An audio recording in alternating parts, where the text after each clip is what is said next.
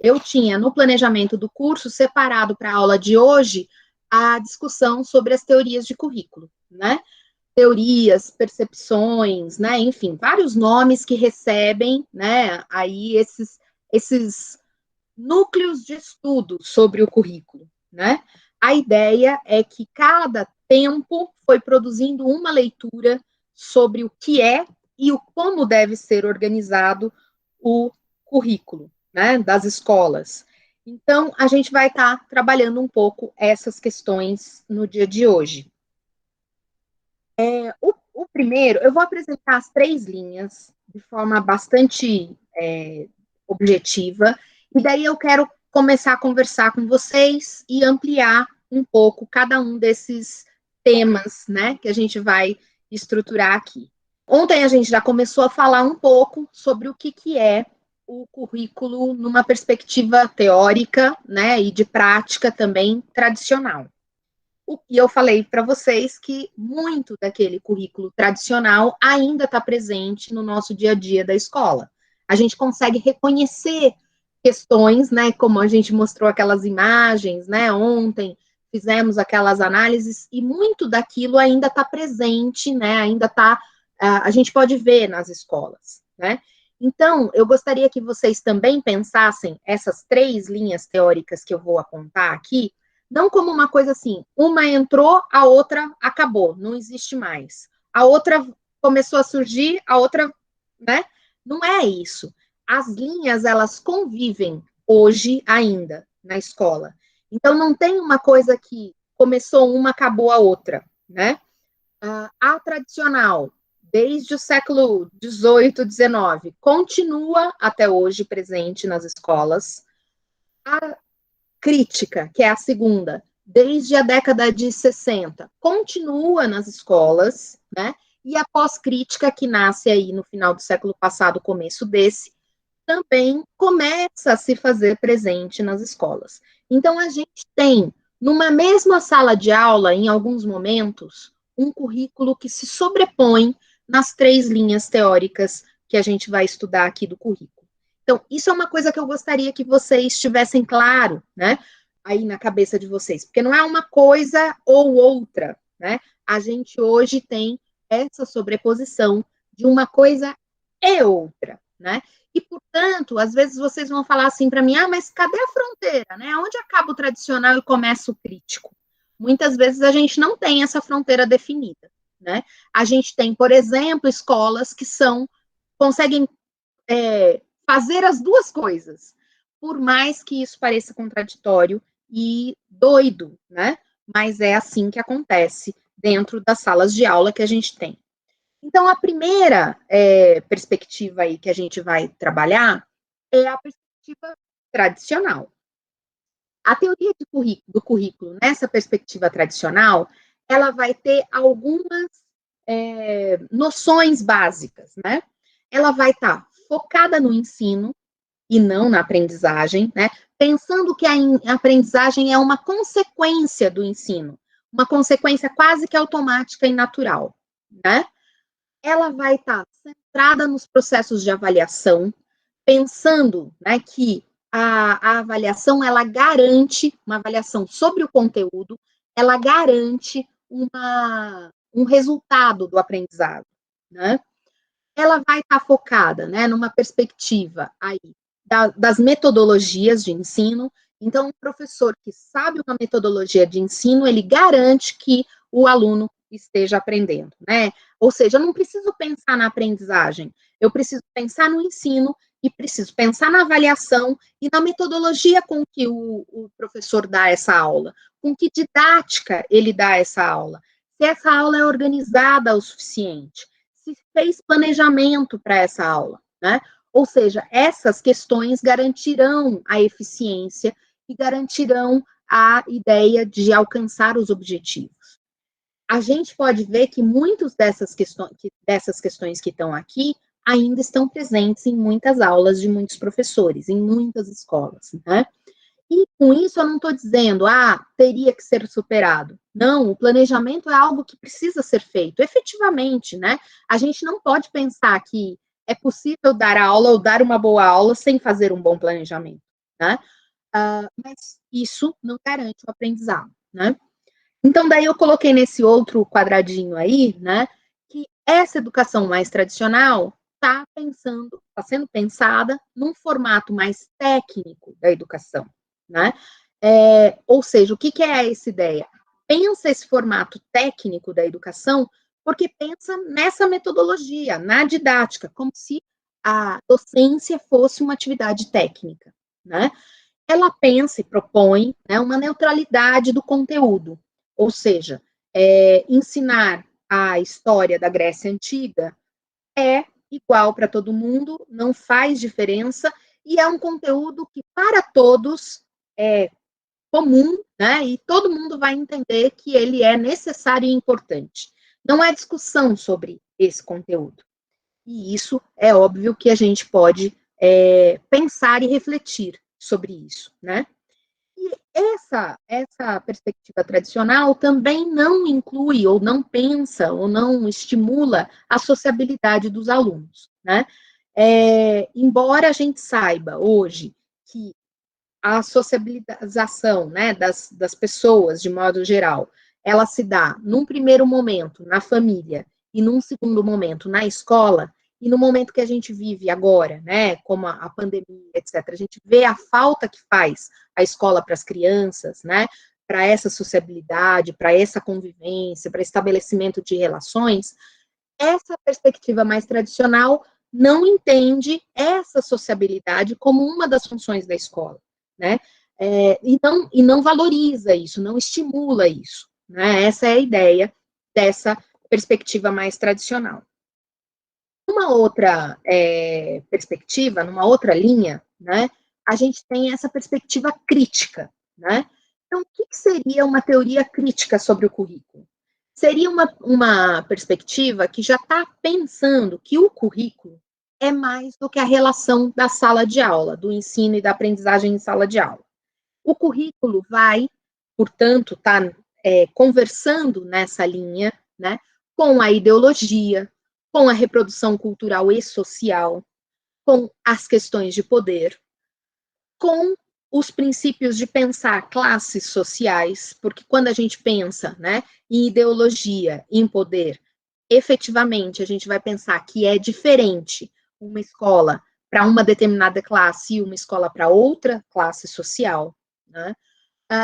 Vai pensar dentro dessa perspectiva como o capitalismo se articula nessas questões de diferenciação entre as pessoas, vai propor, né, reflexões sobre as relações sociais de produção, essas conscientizações, né, de papéis sociais que ocupamos dentro dessa escola, dentro dessa sociedade, o que estamos ensinando para os nossos alunos, vai pensar emancipação e libertação, vai falar sobre como professores, reforçamos currículos ocultamente, ou seja, não falamos sobre essas questões, mas essas questões acabam sendo reforçadas pelo simples fato delas estarem lá presentes na escola, né?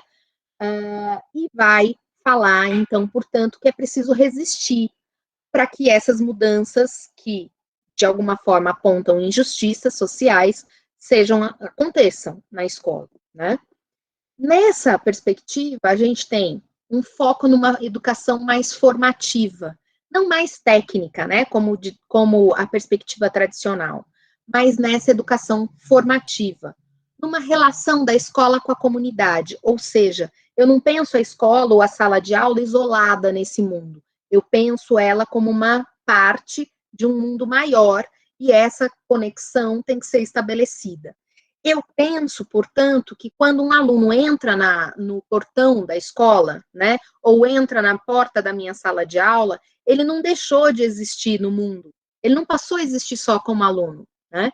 Ele continua trazendo tudo o que ele tinha na bagagem dele, mas agora ele está nesse espaço, né? Então, assim, aluno não é só aluno, né? Nessa perspectiva aí dessa relação escola-comunidade. E a sociabilidade passa a ser entendida como algo importante, né, necessário. A Daniela colocou, professora, antes da perspectiva crítica, Não era debatido o tema classe social, capitalismo, diferenças sociais? Não, Daniela. O que acontece? Numa perspectiva mais tradicional, classe social, capitalismo e etc., não eram categorias que eram analisáveis, estavam dadas, né? Era assim, e pronto, né? Quando na perspectiva crítica, e ela se chama de crítica justamente por isso, é porque ela vai ver coisas que eram estruturantes dessa escola e vai se propor a refletir, a criticar essas estruturas. Então, por exemplo, classe social. Por que classe social é importante para se pensar? Eu vou ensinar diferente o aluno que é rico do aluno que é pobre? É isso? Não é uma questão de eu escolher como eu ensino, mas é entender que aprende-se diferente. Então, por exemplo, eu, como professora de história, né, eu sempre brinco com os meus alunos que vão virar professores de história também. Assim, eu já dei aula em escolas públicas e privadas, né? Escolas de elite e escolas mais de classe operária. E, por exemplo, quando eu falo de história antiga, né? Ou, por exemplo, eu estava dando Egito Antigo para uma determinada sala, e eu tinha que mostrar as pirâmides, falar do faraó, falar dessas coisas todas numa classe popular, eu entendo que eu estava agregando conhecimento e entregando um pouco do que é o patrimônio da humanidade para aquela criança, né? Por outro lado, teve salas de aula em que eu entrei e que eu falava, por exemplo, da pirâmide, não sei o quê, e o aluninho levantava a mão e falava assim: ah, professora, quando eu visitei essa pirâmide aí que a senhora está mostrando, eu fui lá dentro e tinha uma câmara assim, assim, assim. Ah, professora, quando eu li o livro tal, assim, assim, assim, eu entendi tal coisa. Ou vinha com fotos de viagem, ou vinha com referências. Ou seja, com isso, o que eu estou querendo dizer? Não dá para eu pensar que uma e outra condição de ensino é exatamente igual. Porque daí a gente vai falar desse conceito também, que é bem importante. Existem diferentes capitais culturais. E quando eu falo em capital cultural, eu estou falando que o dinheiro que uma determinada classe social tem, ele traz condições de aprendizado que facilitam ou não a interação com um determinado conteúdo, né? E daí é isso que a gente está falando aqui quando a gente questiona ou faz uma perspectiva crítica, né, a perspectiva do currículo. Então, e daí? Pergunto mais, né? Ensinar sobre o faraó e sobre a pirâmide é importante para todo mundo? É conteúdo relevante? O que eu estou reforçando quando eu falo do faraó e da pirâmide? O que eu estou ensinando para o meu aluno? Então, quando se faz esse tipo de pergunta, a gente está numa perspectiva crítica. Fez sentido, Daniela? Deu para entender um pouco dessas questões? Então, antes elas não eram pensadas, e elas passam a ser criticadas, e elas passam a ser refletidas nessa perspectiva teórica, né, da questão, da perspectiva crítica, né? Ok? Posso ir um pouco em frente? Então, tá bom, Daniela. Aí a gente vai ter uma perspectiva que vai ser a pós-crítica, que a gente vai chamar, né? Ou seja, depois da crítica, por falta de nome melhor, ficou pós-crítica, né? O que essa perspectiva pós-crítica vai colocar, né? Que tudo bem, a gente tem que pensar classe, a gente tem que pensar do capitalismo estrutural para a nossa sociedade, enfim, mas, para além dessas questões, existem outras, né? Nessa perspectiva pós-crítica, vai se conversar, pensar sobre as questões da identidade, da diferença, da alteridade, que é a relação que a gente tem da identidade com a diferença. E daí tem uma questão, né? Na perspectiva tradicional, já se tinha um pensamento sobre identidade, mas a perspectiva da identidade na perspectiva tradicional era uma noção de uma identidade, do idem, do igual, a identidade de todos iguais, né? Por isso que é identidade, né? A identidade que se tinha como predominante, mais importante, na perspectiva tradicional, era a perspectiva da identidade nacional. Então, o que eu tinha que aprender na escola? o que é ser brasileiro, por exemplo, o que é falar português. Isso é a identidade que importa, a identidade, uma identidade. Como se todos nós, brasileiros, fôssemos iguais dentro desse grande guarda-chuva que é essa ideia de uma identidade comum para todos nós, né? A perspectiva, né, da teoria tradicional vai pensar a identidade nesse blocão. Nessa perspectiva pós-crítica, a identidade vai ser percebida como identidades, né, dentro da diferença.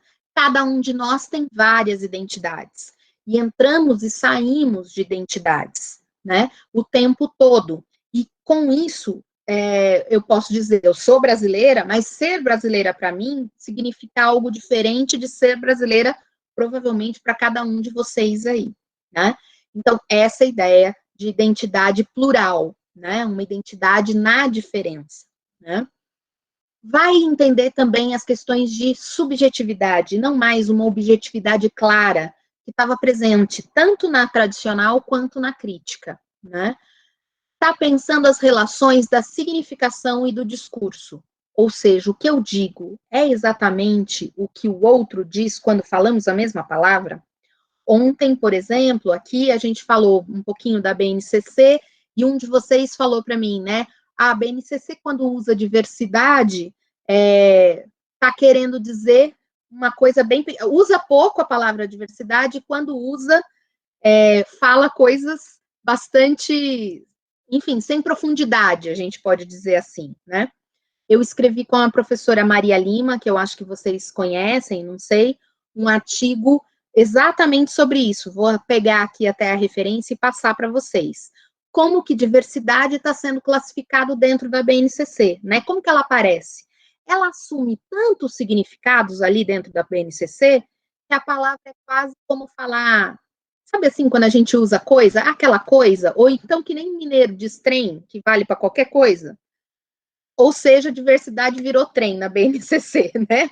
Ou seja, qualquer significado que eu queira atribuir a essa palavra, eu posso atribuir. E o que isso, no final das contas, faz? Esvazia a palavra, né? Se uma palavra não tem significado, eu, em uma versão mais profunda de um estudo, eu não consigo chegar a nada a partir dela, né?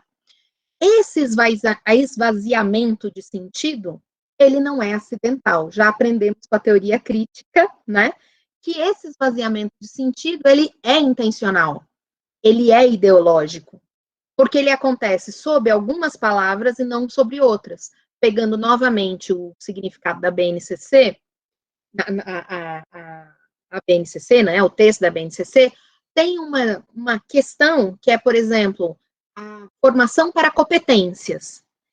Competência é uma das coisas assim que vem sendo atribuído um significado valoroso a isso, mas se a gente for também ler na BNCC, a gente não tem definido o que é competência.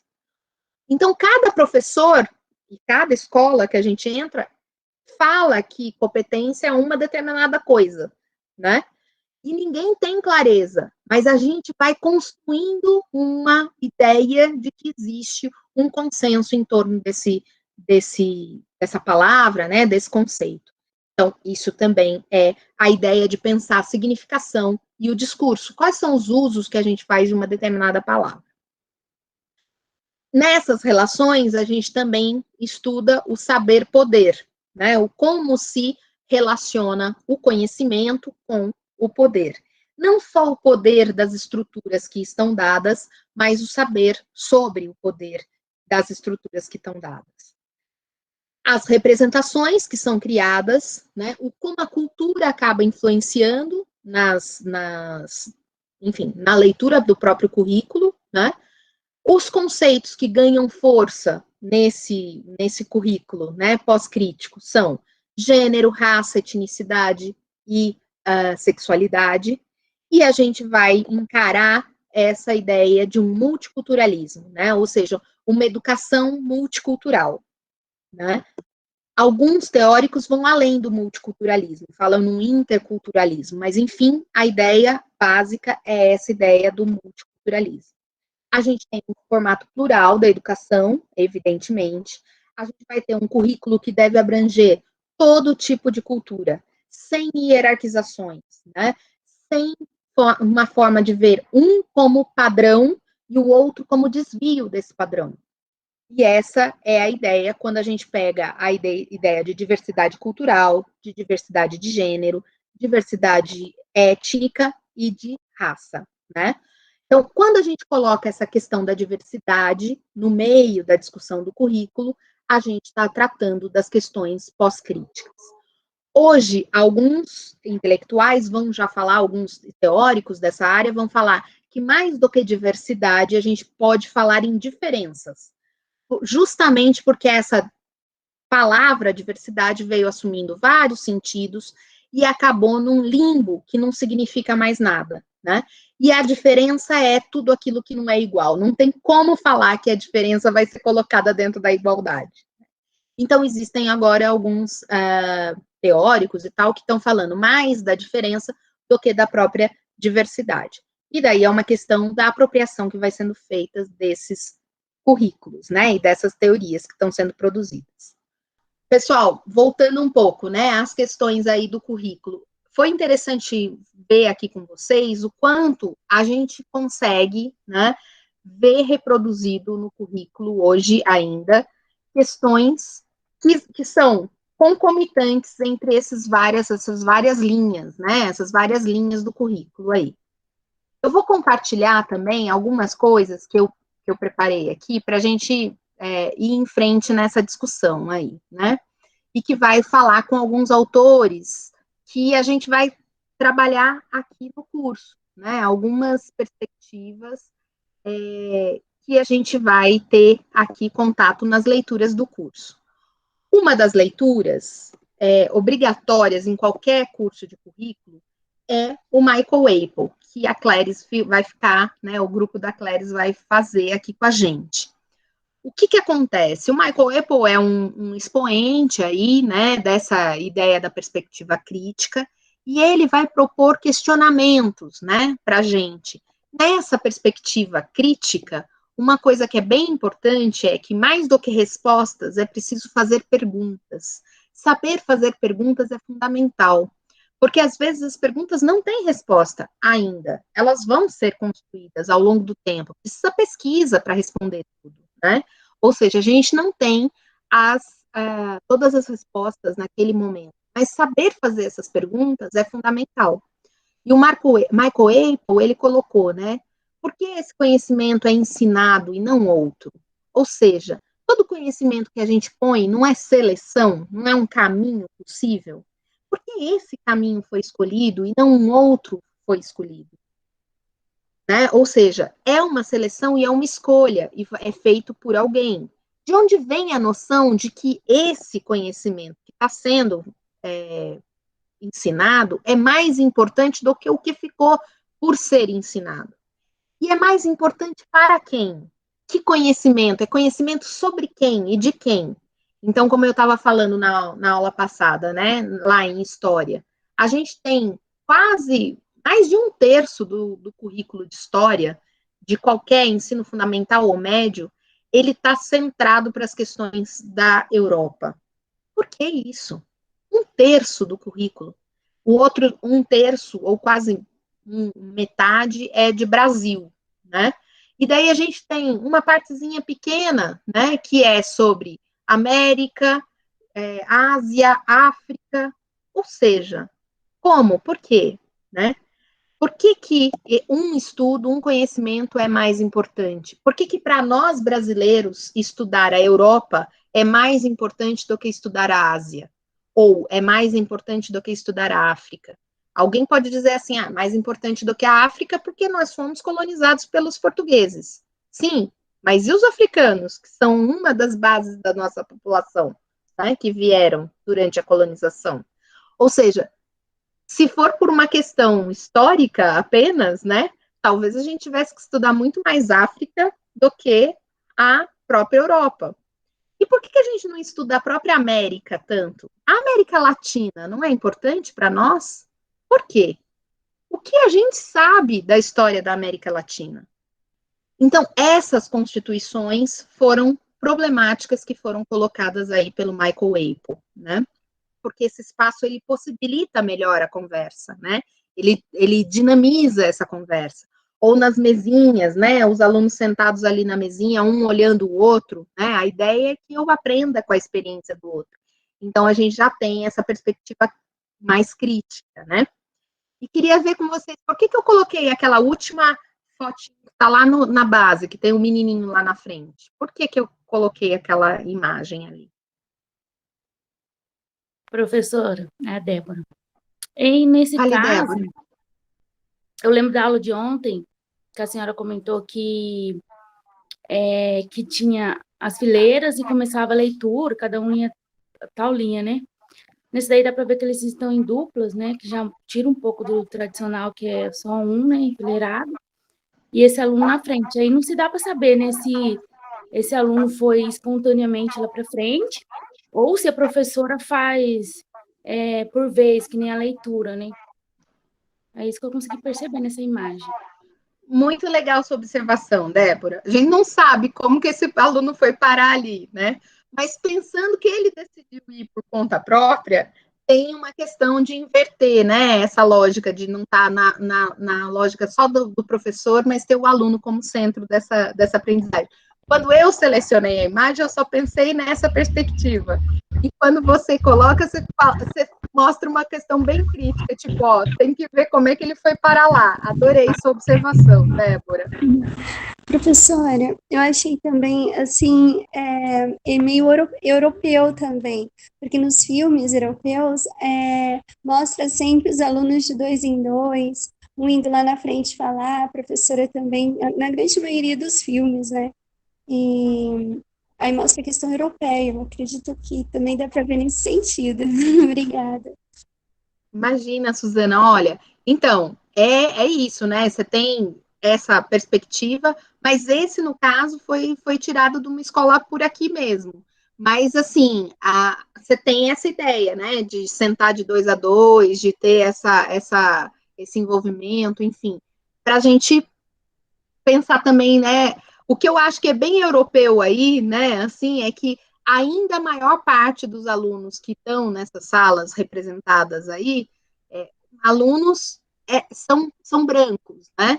E nessa foto, o que eu acho que também é bacana em termos de representatividade é que a professora é uma professora negra, né?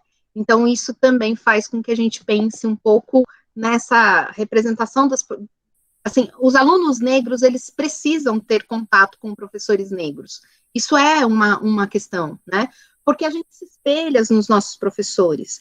E quando a gente pode se espelhar em alguém que é mais parecido conosco, efetivamente esses elos, né, eles se dão de maneira mais fácil, né? Acho que a Marina ou o Luan tinham levantado a mão. Vocês querem falar alguma coisa ou eu demorei demais para passar a voz para vocês? Por mim tá tudo bem, professora. Tá? Eu acho que eu tinha esquecido com a mão levantada, professora. Mas eu queria fazer uma observação. Que eu conheci a escola Waldorf, né, da pedagogia Waldorf, e tinha muito isso, igual você falou da escola canadense, que é ter uma cozinha, ter um ambiente muito que lembra muito a casa das crianças para essa fase pré-escolar, né, dessas criancinhas bem pequenas, para manter esse vínculo, né, com a casa.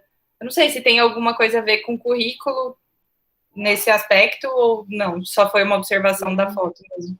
Não, eu acho que sim, a pedagogia Waldorf, bom, a gente tem várias linhas de pedagogia, né, que vocês vão estudar aí na história da pedagogia, enfim, em outras disciplinas, mas o que a gente vai ter, né, por exemplo, os métodos montessoriano, né, o Waldorf, e o Waldorf tem muito essa coisa da natureza e dos aspectos, né, cotidianos, e as escolas Waldorf adotam um currículo que é diferente, né, então, e daí quando eu disse que é diferente, você fala assim, mas ela não tem que obedecer a BNCC, porque é uma lei nacional? Tem, e ela obedece, mas ela vai dar, por exemplo, matemática e fração, por exemplo, para um aluno, em vez de chegar lá na lousa e passar, né, 1/2 meio, não sei o quê, ela vai fazer um prato de comida, né, vai dividir com os alunos e vai começar. Então, e aqui, tem meia pizza ou meia lasanha,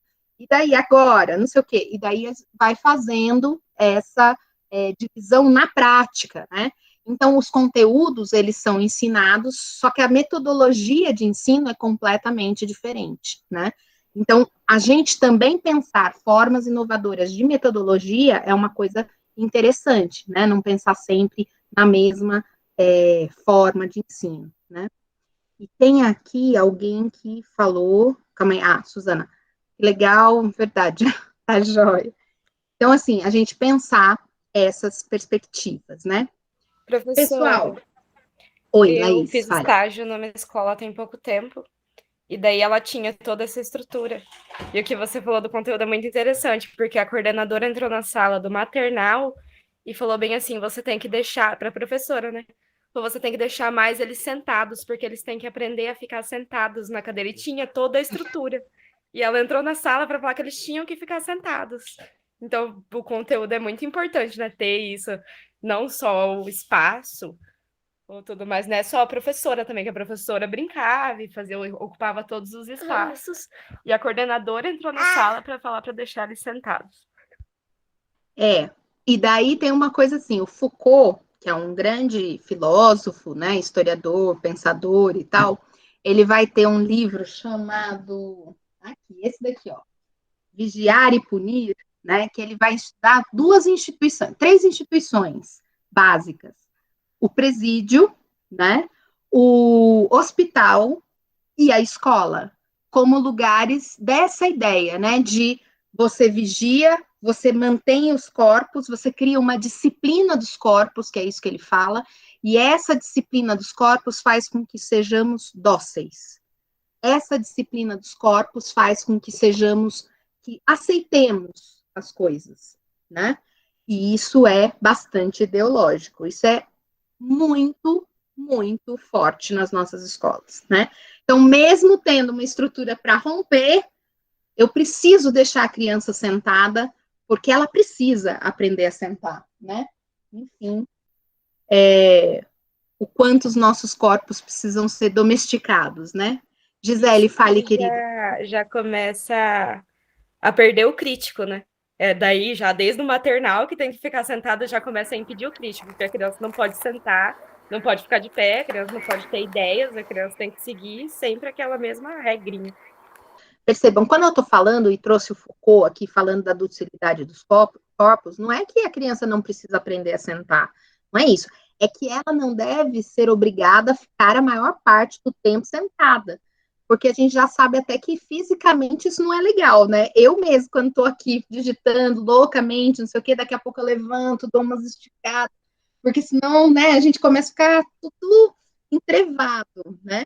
E a gente vai ensinando os nossos entrevadinhos desde pequenininho, né? Assim, ou seja, não é isso, né? Então, é legal, claro, tem que ter um respeito também pelo espaço, pela fala do outro, não é qualquer coisa, não é esculhambação, não é isso, né? É óbvio que a criança precisa aprender que existe hora de sentar, que existe hora de falar, que não pode falar a qualquer hora, porque senão interrompe a fala do amiguinho, que se falar por cima da fala do outro, ninguém escuta nada, né? É lógico, essas coisas são básicas, né? Mas uma coisa é isso e outra coisa é ele só ser preparado para ficar quieto e ouvindo, né? Outra coisa é ele só saber, né? Ele não ter a brincadeira, né? Não ter esse espaço do aprender de outras formas, né? E isso tem mesmo, né, Isadora? A gente acha que a gente vai aprender a dar aula numa escola porque ela é referência, né? E de verdade, cada um de nós, como professores, vamos ter que montar um jeito de dar aula que vai ser nosso, né? Respeitando a nossa subjetividade e a subjetividade dos alunos. Então, não tem fórmula mágica. Sinto muito quem estava querendo tomar um copo d'água e resolver todos os problemas, não tem esse caminho, né? O caminho é muito trabalho mesmo. Trabalho, trabalho, trabalho. Trabalhar e ter em mente para trabalhar no futuro como, né, vocês no futuro como professores, ok? Eu agradeço muito pela presença de vocês aqui.